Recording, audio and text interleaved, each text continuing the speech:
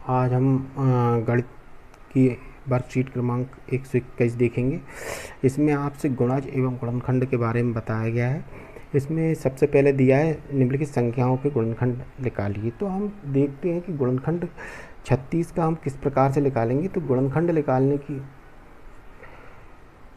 जो प्रचलित विधि है वो आपके पास ये है। 36 का गुणनखंड निकालना है। 36 का हम गुणनखंड निकालते हैं। अब इकाई में क्या है, 6 है। 36 के सम संख्या है, इसलिए 2 से चालू करते हैं। 2 एकम 2 बचा 1 कितना हो जाएगा, 16। 2 नम 2 अट्ठे 16। फिर उसके बाद 18 आ गया। इकाई में 8 अर्थात सम संख्या, फिर से 2 से देते हैं। 2 नम 18। अब कितना आ गया आपके पास, 9 आ गया। तो विषम संख्या है, 3 से देते हैं। 3 त्रिका 9 और फिर 3 एकम 3। अब यहाँ पे आपको ये देखना है कि इस साइड जो आए हैं इसमें कौन कौन सी संख्या है। तो सबसे पहले आप देखेंगे कि 2 है, उसके बाद 3 है। तो 3 यहीं से चालू करते हैं। अब यहाँ से आप देख लीजिएगा। तो ये देखते हैं 1, फिर उसके बाद 2, उसके बाद क्या है 3, वो यहाँ भी है यहाँ भी है। तो ये 3 आपको ये वाला लिखना है, 3। उसके बाद 9 लिख लो, उसके बाद 18, उसके बाद 36। तो ये जो 1 2 3 9 18 और 36 ये जो आए हैं ये क्या है, आपके 36 के गुणनखंड हैं। तो वो हम यहाँ पे लिख देते हैं। 1 2 3 9 18 और 36। इसी प्रकार से 24 के देखते हैं।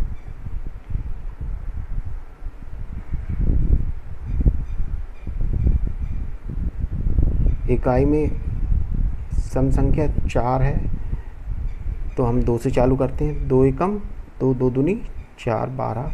फिर 2 से दिया, 2 छंग 12। फिर 2 का पुनः चला जाएगा, 2 तिया 6 और फिर 3 एकम 3। अब इसमें देखते हैं सबसे पहले 1 तो सभी का रहता ही है। उसके बाद सबसे छोटी संख्या कौन सी है, 2 इस साइड में, तो ये 2 लिख लिया। फिर उसके बाद क्या है, यहाँ पे आ जाते हैं 3, फिर उसके बाद 6, फिर उसके बाद 12, उसके बाद 24। तो इस प्रकार से 1 2 3 6 12 24 ये यहाँ पे आ गए। तो ये लिख लेते हैं, ये गुणनखंड होगा 24 के। 1 2 3 6 12 24। ये सभी 24 के क्या हैं, गुणनखंड। इसी प्रकार से एक और संख्या देखते हैं हम, 15।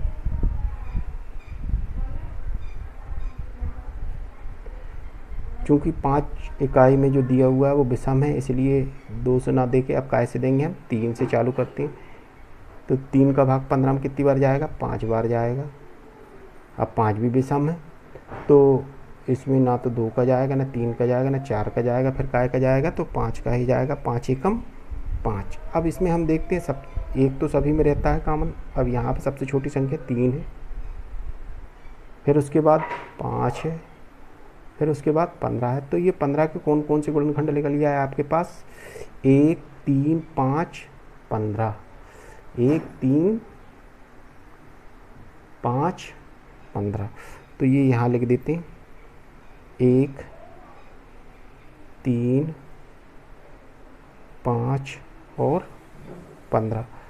इस प्रकार से आप अन्य संख्याओं के गुणनखंड भी निकाल सकते हैं। अब इसमें कुछ अभाज्य संख्याएं भी हैं, जैसे 7 अभाज्य संख्या है। 7 में अन्य किसी का भाग नहीं जाता, तो इसके गुणनखंड क्या होंगे। तो इसके गुणनखंड बहुत ही आसान है, 1 और 7। इसी प्रकार से 23 भी क्या है, अभाज्य संख्या है। इसमें इसके गुणनखंड क्या होंगे, तो इसके गुणनखंड भी 1 और स्वयं 23।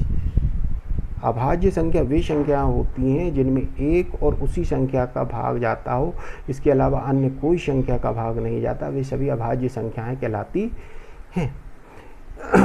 या इसके अलावा हम ये भी बोल सकते हैं गुणनखंड के प्रारूप से कि वे संख्याएं जिनके गुणनखंड एक और वही संख्या के अलावा अन्य कोई संख्या ना हो, वे संख्याएं अभाज्य संख्या कहलाती हैं।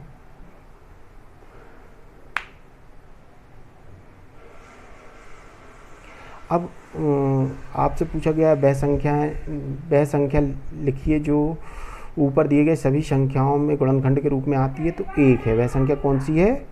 एक। इसी प्रकार से अब निम्नलिखित संख्याओं के प्रथम 5 गुणज लिखिए। तो ये बहुत ही आसान है। 8 का पहाड़ा पढ़ दो। 8 एकम 8, 8 दूनी 16, 8 तिया 24, 8 चौके 32, 8 पंजे 40, 8 छंग 48। इसी प्रकार से 10 के प्रथम 5 गुणज। तो 10 एकम 10, 10 दूनी 20, 10 तिया 30, 10 चौके 40, 10 पंजे 50, 10 छिंग 60। तो ये प्रथम 5 गुणज। तो ये यहाँ पे ये ध्यान रखना है कि इसका सबसे छोटा गुणज क्या है? तो 8 ही है। यहाँ पे 10 ही है। एक्चुअल में हम कहाँ से चालू कर रहे हैं? 8 से। 8 एकम 8, 8 दूनी 16, 8 तिया 24। तो हम 8 से चालू कर रहे हैं। इसी प्रकार से 10 एकम 10, 10 दूनी 20, 10 तिया 30। तो ये 5 गुणज कौन कौन से हो रहे हैं? 8, 16, 24, 32 और 40। ये एक्स्ट्रा है। इसी प्रकार से 4 के गुणज लिखेंगे आप। तो 4 एकम 4, 4 दूनी 8, 4 तिया 12, 4 चौके 16, 4 पंजे 20 और 4 छिंग 24। तो ये 4 से चालू है। तो प्रथम गुणज क्या है? 4, फिर 8, फिर 12, फिर 16, फिर 20, फिर। तो यहाँ पे हम लिख कितने रहे हैं? 6 गुणज। उन्होंने पूछा कितने हैं? 5। तो ये थोड़ा सा ध्यान रखना है। फिर जांच कीजिए और पता लगाइए क्या इन गुणजों की सूची में कहीं समाप्त होगी? नहीं, ये आगे तक बढ़ते चली जाती हैं, नहीं अनंत होती है।